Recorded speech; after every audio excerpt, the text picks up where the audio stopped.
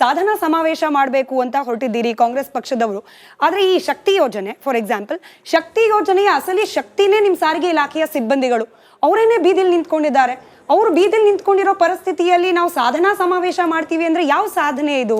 ಈಗ ಒಂದಮ್ಮ, ಹಿಂದೆ 1 ತಿಂಗಳ ಸಂಬಳ 2 ಸಲ ಕೊಡ್ತಾಯಿದ್ರು. 4 ವರ್ಷ ಸತತವಾಗಿ ಬಸ್ಸೇ ತೊಗೊಂಡಿರಲಿಲ್ಲ. 4 ವರ್ಷ ರಿಕ್ರೂಟ್ಮೆಂಟೇ ಮಾಡಿರಲಿಲ್ಲ. ನಾವು ಇಷ್ಟೆಲ್ಲ ಸಂಸ್ಥೆ ಉಳಿದ್ರೆ ನೌಕರರು ಸಂಸ್ಥೆ ಸೇರಿದ್ರೇ ಜನಕ್ಕೆ ಅನುಕೂಲ ಆಗೋದು. ಆಮೇಲೆ 7,800 ಬಸ್ಸಸ್ ತಗೊಳ್ಳ ಅಂದರೆ ನಮ್ಮದು 17,000-18,000 ಬಸ್ಸಿಗೆ ಬಂದ್ಬಿಡೋದು. ರಿಕ್ರೂಟ್ಮೆಂಟು ಇಲ್ಲ, 4 ವರ್ಷ ರಿಕ್ರೂಟ್ಮೆಂಟೇ ಇರಲಿಲ್ಲ. ಆಮೇಲೆ ನೌಕರರು ಕೂಡ ಸಾಕಷ್ಟು ನಾವು ಆಕ್ಸಿಡೆಂಟ್ ಆಗ್ತಿರೋದ್ರೆ ಮೊದಲು 1 ಪೈಸಾ ಕೊಡ್ತಿರಲಿಲ್ಲ. ಇನ್ಶೂರೆನ್ಸ್ಗೆ ಹೋಗಬೇಕಾಯಿತು, 1 ಕೋಟಿ ಕೊಡ್ತೀವಿ. BMTCಲಿ 1.5 ಕೋಟಿ ಕೊಡ್ತೀವಿ. ಈಗ ಯಾರಾದರೂ ಸರ್ವಿಸಲ್ಲಿದ್ದಾಗ ತೀರೋಗ್ಬಿಟ್ರೆ 10 ಲಕ್ಷ ಅವ್ರಿಗೇನು ಬೆನಿಫಿಟ್ಸ್ ಬರಬೇಕೋ ಅದ್ರ ಜೊತೆಗೆ ಕೊಡ್ತೀವಿ. ಆಮೇಲೆ ಭಾಳ ಕಷ್ಟಪಟ್ಟು ಕೆಲಸ ಮಾಡೋವಂಥವ್ರು drivers, conductors, mechanics health scheme ಕೊಟ್ಟಿದ್ದೀವಿ. ಅದೆಲ್ಲ ಮಾಡಿದ್ದೀವಿ. ಆದರೆ ಈ ಟೆಕ್ನಿಕಲ್ ಪಾಯಿಂಟಿಂದ ಈ ರೀತಿ ಆಗಿರ್ತಕ್ಕಂಥದ್ದಷ್ಟೇ. ಆಮೇಲೆ ನಾನು ಪ್ರಯತ್ನ ಮಾಡಿ ನನ್ನ ಕೈಯಲ್ಲಿ ಎಷ್ಟಾಗುತ್ತೋ ಅಷ್ಟು ನಾನು ಮಾಡಿದ್ದೀನಿ. ಇದಕ್ಕಿಂತಲೂ ಮೇಲೆ ಮುಖ್ಯಮಂತ್ರಿಗಳು ಮಾಡಬೇಕು. ಅಂದ್ರೆ ಅಸಹಾಯಕತೆ ಅಂತ ಅನಿಸ್ಬಿಡೋದಿಲ್ವಾ? ಆಮೇಲೆ ನಾವು ಯೂನಿಯನ್ ಲೀಡರ್ಸ್ ಹತ್ರ ನಮಗೆ ಎಲ್ಲರೂ ಚೆನ್ನಾಗಿದ್ದಾರೆ. ಯಾರ ಹತ್ರ ನಮಗೇನು ಜಗಳ ಇಲ್ಲ, ಏನೂ ಇಲ್ಲ.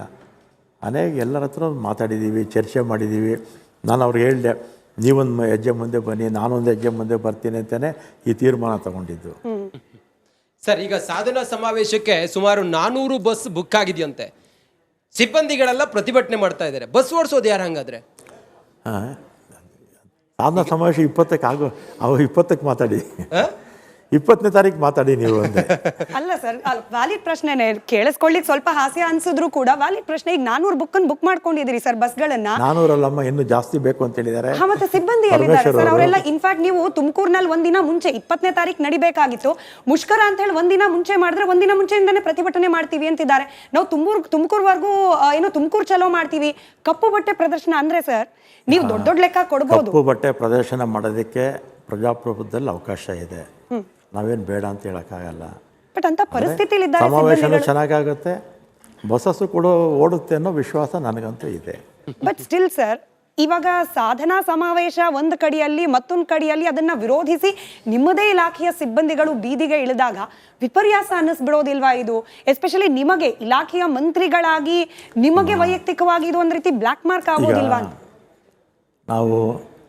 ನಾನು ಮಂತ್ರಿಯಾಗಿ ಜನನೂ ನೋಡಬೇಕು, ಸಾರ್ವಜನಿಕರನ್ನು ನೋಡಬೇಕು, ನಮ್ಮ ಇಲಾಖೆನೂ ನೋಡಬೇಕು, ನೌಕರರನ್ನು ನೋಡಬೇಕು. ಕೆಲವು ಸಂದರ್ಭದಲ್ಲಿ ಕೆಲವು ತೀರ್ಮಾನಗಳನ್ನ ನಾವು ತಗೊಳ್ತೀವಿ. ಈ ತೀರ್ಮಾನ ತಗೊಂಡಿರ್ತಕ್ಕಂಥದ್ದು ನಾನೊಂದು ಹೆಜ್ಜೆ ಮುಂದೆ ಬರ್ತೀನಿ, ನೀವೊಂದು ಹೆಜ್ಜೆ ಮುಂದೆ ಬನ್ನಿ ಅಂತ ಹೇಳಿ ಈ ತೀರ್ಮಾನ ತಗೊಂಡಿರ್ತಕ್ಕಂಥದ್ದು ಅಲ್ವಾ? ಸಮಾವೇಶನೂ ಚೆನ್ನಾಗಾಗುತ್ತೆ, ಬಸ್ಸಸ್ಸು ಓಡುತ್ತೆ ಅಂತ ನನಗಂತೂ ವಿಶ್ವಾಸ ಇದೆ. ನೀವು ಹೇಳ್ತೀರಿ ಸರ್, ನಾವೊಂದು ಹೆಜ್ಜೆ ನೀವೊಂದು ಹೆಜ್ಜೆ ಅಂತ ಹೇಳಿ ದೊಡ್ಡ ಲೆಕ್ಕ ಕೂಡ ಕೊಡ್ತೀರಿ. ಬಟ್ ಸಾರಿಗೆ ಸಿಬ್ಬಂದಿಗಳು ಸರಿಸುಮಾರು 5-6 ವರ್ಷಗಳಿಂದ ವೇತನ ಆ ವಿಚಾರಕ್ಕೆ ಬೀದಿಲಿಳಿದು ಪ್ರತಿಭಟನೆ ಮಾಡ್ತಾನೆ ಇದ್ದಾರೆ. ನೀವು ಹೇಳ್ತೀರಿ ನಾನು 12.5%, ಅವ್ರು ಕೇಳ್ತಿರೋದು 25%. ನೀವು ಹೇಳ್ತೀರಿ 26 ತಿಂಗಳು, ಅವ್ರು ಕೇಳ್ತಿರೋದು 38 ತಿಂಗಳು. ಅಟ್ಲೀಸ್ಟ್ ಒಂದು ಬ್ಯಾಲೆನ್ಸ್. ಅಧಿಕಾರಿಗಳ ಮಟ್ಟದಲ್ಲಿ ಒಂದು ಮೀಟಿಂಗ್ ಆಯಿತು. ಅವರ ಸಂಸ್ಥೆ ಅವ್ರಿಗೆ ಎಷ್ಟು ಕೊಡೋಕ್ಕಾಗುತ್ತೋ ಶಕ್ತಿ ಅವರು ಮಾತಾಡಿ 7%ಗೆ ಬಂದಿದ್ದರು. ಇವರು 25%ಅಲ್ಲಿದ್ದರು. ನಾನು ಕರೆದು ಮಾತಾಡಿ ಮುಖ್ಯಮಂತ್ರಿಗಳ ಹತ್ರ ಮಾತಾಡಿ 12.5% ಕೊಡ್ತೀವಿ ಅಂತ ಹೇಳಿದ್ದೀನಿ.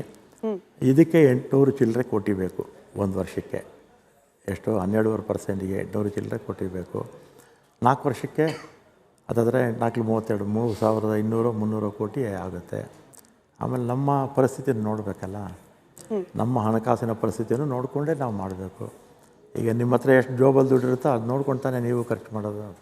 ನಮಗೂ ಅವ್ರ ಬಗ್ಗೆ ಕಾಳಜಿ ಇದೆ ಅಲ್ವಾ? ನಾವು ಕೂಡ ಕಾರ್ಯಕ್ರಮಗಳು ಬೇಕಾದಷ್ಟು ಕೊಟ್ಟಿದ್ದೀವಿ. ವೈಯಕ್ತಿಕವಾಗಿ ನಮಗೇನು ಯಾವ ಯೂನಿಯನ್ ಲೀಡರ್ಸ್ ಬಗ್ಗೆನೂ ನಮಗೇನು ಇದೇನಿಲ್ಲ. ನನ್ನ ಕಲೀಗ್ ರಂಜಿತ್ ಕೇಳೋಕೆ ಮುಂಚೆ ಇನ್ನೊಂದು ಡೈರೆಕ್ಟ್ ಪ್ರಶ್ನೆ ಕೇಳ್ಬಿಡ್ತೀನಿ ಸರ್. ರಾಮಲಿಂಗ ರೆಡ್ಡಿ ಇಲ್ಲ ಸರ್, ನಾನ್ ಕಾಂಟ್ರವರ್ಷಿಯಲ್ ಪೊಲಿಟಿಷಿಯನ್ನು ಅವರು. ಈ ತೀರಾ ಕೆಳಗಿಳಿದ್ಬಿಟ್ಟು ಪಕ್ಷ ಐಡಿಯಾಲಜಿ ಈ ರೀತಿಯ ರಾಜಕಾರಣ ಮಾಡೋರಲ್ಲ ಅಂತ ಇರುವಾಗ ರಾಮಲಿಂಗಾರೆಡ್ಡಿ ಸರ್ ಕೈ ಕಟ್ ಹಾಕ್ಬಿಟ್ಟಿದ್ಯಾ ಸರ್ಕಾರದ ಖಾಲಿ ಖಜಾನೆ? ನಿಮಗೆ ಸಾರಿಗೆ ಸಿಬ್ಬಂದಿಗಳಿಗೆ ಒಳ್ಳೇದು ಮಾಡಬೇಕು ಅನ್ನೋ ಮನಸ್ಸಿದ್ರೂ ಕೂಡ ಮಾಡೋಕ್ಕಾಗದ ರೀತಿಯ ಪರಿಸ್ಥಿತಿಲಿ ಏನಾದರೂ ಇದ್ದೀರಾ ಬಿಕಾಸ್ ಆಫ್ ಖಾಲಿ ಖಜಾನೆ? ಈಗ ಖಾಲಿ ಖಜಾನೆ ಮಾಡಿದ್ದು, ಖಾಲಿ ಖಜಾನೆ ಆಗೋದಕ್ಕೆ ಕಾರಣ ಬಿ ಜೆ ಪಿ ಪಕ್ಷ. ನಮ್ಮ ಬಟ್ 3 ವರ್ಷ ಆಗೋಯ್ತು ಸರ್ ನಿಮ್ಮ ಸರ್ಕಾರ ಬಂದು. ಫೇರಿ ಹೇಳ್ತೀನಿ, ಯಾಕೆ ಅಂತ ಹೇಳ್ತೀನಿ ರೀ. ಬೊಮ್ಮಾಯಿಯವರು ಮುಖ್ಯಮಂತ್ರಿಗಳಾಗಿದ್ದರು, ಬಡ್ಜೆಟ್ ಆಯಿತು.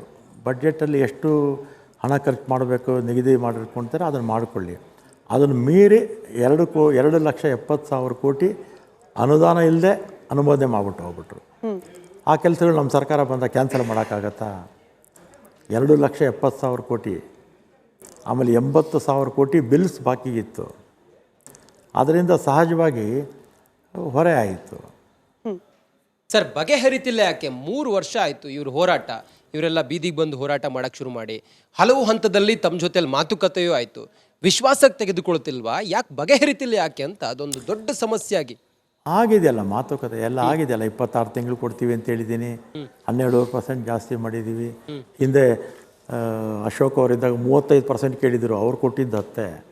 ನಮ್ಗೆ ಇನ್ನೂ ಕೊಡೋದಕ್ಕೆ ಆಗುತ್ತೆ, ಆದರೆ ನಮ್ಮ ಶಕ್ತಿ ಇರಬೇಕಲ್ಲ ಸಂಸ್ಥೆಗಳಲ್ಲಿ. ಈಗ ಲಾಭದಾಯಕವಾಗಿ ಇದ್ದಂಥ ಕಾಲ ಹೋಗ್ಬಿಡ್ತು. ಕರೋನಾ ಬಂದು ಸಾಕಷ್ಟು ನಷ್ಟಕ್ಕೆ ಬಂತು ಸಂಸ್ಥೆಗಳು. ಆ ಕಾಲದಲ್ಲಿ ಬಿ ಜೆ ಪಿ ಸರ್ಕಾರನೂ ಸಪೋರ್ಟ್ ಮಾಡಿದ್ದಾರೆ. ಸ್ಯಾಲ್ರೀಸ್ ದುಡ್ಡು ಕೊಟ್ಟರು, ಆಮೇಲೆ ಡೀಸೆಲ್ ದುಡ್ಡು ಕೊಟ್ಟರು. ಅವ್ರು ಕೊಟ್ಟಿರೋದನ್ನು ನಾನು ಇಲ್ಲ ಅಂತ ಹೇಳೋಕ್ಕಾಗತ್ತಾ? ಬಿ ಜೆ ಪಿ ಸರ್ಕಾರನೂ ಸಪೋರ್ಟ್ ಮಾಡಿದ್ದಾರೆ ಆಗ. ಆದರೆ ಬಸ್ಸಸ್ ತೊಗೊಂಡಿರಲಿಲ್ಲ, ರಿಕ್ರೂಟ್ಮೆಂಟ್ ಮಾಡಿರಲಿಲ್ಲ, ಒಂದಷ್ಟು ಸಾಲ ಬಿಟ್ಟೋದ್ರು, ಅದನ್ನು ಹೇಳಬೇಕಾಗುತ್ತೆ. ಅವ್ರಿಗೆ ಮನವರಿಕೆ ಮಾಡೋದ್ರಲ್ಲಿ ಏನಾದರೂ ಫೇಲ್ಯೂರ್? ಮನವರಿಕೆ ಇಲ್ಲ, ಎಲ್ಲ ಮಾಡಿದ್ದೀವಿ. ಆಮೇಲೆ ಅವ್ರಿಗೂ ಎಲ್ಲ ಗೊತ್ತಿದೆ, ವಾಸ್ತುಸ್ಥಿತಿ ಅವ್ರಿಗೂ ಎಲ್ಲ ಗೊತ್ತಿದೆ. ಇದರಲ್ಲಿ ಮುಚ್ಚು ಮರೆ ಏನೂ ಇಲ್ಲ. ನಾನು ಹೇಳಿದಲ್ಲ, ನೀವೊಂದು ಹೆಜ್ಜೆ ಬನ್ನಿ, ನಾನೊಂದು ಹೆಜ್ಜೆ ಮುಂದೆ ಬರ್ತೀನಿ ಅಂತ ಕೂತೇ ತೀರ್ಮಾನ ಮಾಡಿದ್ದು. ಅವ್ರಿಗೆ ಅವ್ರು ಒಪ್ಪಲಿಲ್ಲ, ನಾನೇನು ಮಾಡಲಿ? ಅವ್ರ ಪರಿಸ್ಥಿತಿ ಬಗ್ಗೆನೂ ಯೋಚನೆ ಮಾಡಬೇಕಲ್ಲ ಸರ್. ಈ 5 ವರ್ಷದಲ್ಲಿ ಅಥವಾ ನಿಮ್ಮ ಸರ್ಕಾರ ಬಂದ ಮೇಲೆ 3 ವರ್ಷದಲ್ಲಿ ಬಹುತೇಕ ಎಲ್ಲ ವಸ್ತುಗಳ ಬೆಲೆ ಏರಿಕೆ ಆಗ್ಬಿಟ್ಟಿದೆ. ಮಕ್ಕಳ ಎಜುಕೇಶನ್ ಇಂದ ಹಿಡಿದ್ಬಿಟ್ಟು ಕುಡಿಯೋ ಹಾಲಿನ ಬೆಲೆವರೆಗೂ. ನೀವು ಸ್ಯಾಲ್ರಿ ಇನ್ಕ್ರೀಸ್ ಮಾಡೋದ್ರಲ್ಲಿ ಮಾತ್ರ ಒಂದ್ ಹೆಜ್ಜೆ ಅನ್ನೋರು, ಬೆಲೆ ಏರಿಕೆಗೆ ಸರಿಯಾಗಿ ಆ ಕುಟುಂಬಗಳ ನಿರ್ವಹಣೆ ಆಗಬೇಕು, ಅದನ್ನ ಹೆಂಗ್ ಕಾಂಪ್ರಮೈಸ್ ಮಾಡ್ಕೊಳ್ತಾರೆ ಅವರು? ಅದನ್ನ ಹೆಂಗ್ ಸರಿದೂಗಿಸ್ಕೊಂಡು ಹೋಗ್ತಾರೆ? ನಾನು ಹೇಳ್ತಿರೋದು 38 ತಿಂಗಳು ಬಾಕಿ ಇತ್ತಲ್ಲ, ಅದರದ್ದು ಆ ವಿಚಾರದಲ್ಲಿ ಒಂದು ಹೆಜ್ಜೆ ನೀವು ಮುಂದೆ ಬನ್ನಿ, ನಾನು ಮುಂದೆ ಬರ್ತೀನಿ ಅಂತ ಹೇಳಿದ್ದು. ವೇತನ ಪರಿಷ್ಕರಣೆದು ನಾವೇ ತೀರ್ಮಾನ ತೊಗೊಂಡಿದ್ದು. ಅವ್ರು 25% ಕೇಳ್ತಾರಮ್ಮ, 6,000 ಕೋಟಿ ಬೇಕಾಗುತ್ತೆ, 825 ಕೋಟಿ ಬೇಕಾಗುತ್ತೆ 12.5%ಗೆ. 25%ಗೆ 6,000 ಚಿಲ್ಲರೆ ಕೋಟಿ ಬೇಕು 4 ವರ್ಷಕ್ಕೆ. ನಮ್ಮ ಹತ್ರ ನಮ್ಮ ಸಂಸ್ಥೆಗಳಲ್ಲಿ ಅಷ್ಟು ಶಕ್ತಿ ಇಲ್ಲ. ಅದು ಅವ್ರಿಗೂ ಗೊತ್ತಿದೆ, ಯೂನಿಯನ್ ಲೀಡರ್ಸ್ ಎಲ್ರಿಗೂ ಗೊತ್ತಿರ್ತಕ್ಕಂಥದ್ದೇ. ನಿಜವೇ ಸರ್. ನೀವು ಸರ್ಕಾರದ ದೃಷ್ಟಿಯಲ್ಲಿ ಗಮನ ಕೊಡ್ತಿದ್ದೀರಿ, ಸರ್ಕಾರದ ಆರ್ಥಿಕ ಆರೋಗ್ಯದ ಬಗ್ಗೆ ಮಾತನಾಡ್ತಿದ್ದೀರಿ. ನಾನು ಒಬ್ಬ ಕಾಮನ್ ಸಾರಿಗೆ ಸಿಬ್ಬಂದಿಯ ದೃಷ್ಟಿಯಿಂದ ಗಮನಿಸ್ತಾ ಇದ್ದೀನಿ. ಈಗ 25.5% ನಾವು